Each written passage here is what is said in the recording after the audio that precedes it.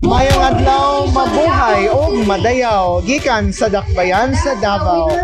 And of course, we are going to interview right now because usa ni siya sa mga models nga syempre fashion show for the last day sa Bride and Bliss Expo.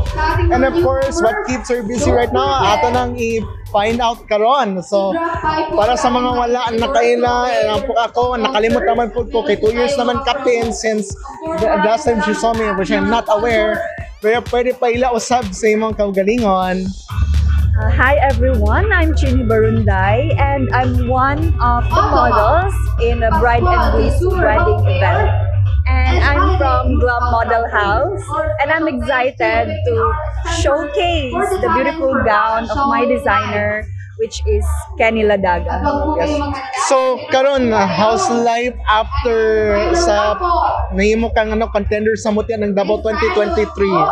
Yes, I've been one of the candidates in Mutya ng Davao 2023 and it has been a wonderful experience. It expands my network and friendship with the other candidates, and I use my experience from that pageant to build my career right now, and I'm busy building more businesses this year, and I'm hoping that everything will be successful. Yes. So karon that what keeps you busy nowadays na syempre you have owned some business kumbaga? Yes, currently I am the co-founder and co-CEO of GeniWorks, a digital marketing agency.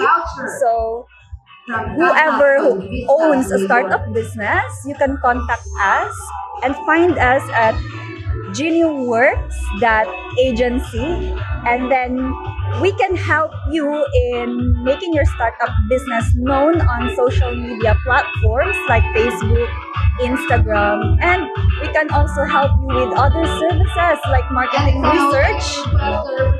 And I hope that you would also promote our business as well when you become also our client. Okay. Right now, so I don't know if some young as you that who has an inspiration to become one of the models, but what is the best piece of advice that you would give to a young woman who would become an aspiring model, or rather as one of the beauty title holders or contenders?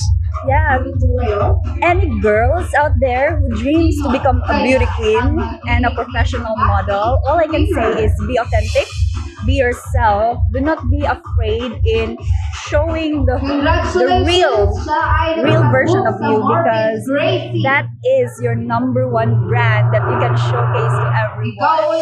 And with that, being authentic, you can be a successful woman in the future.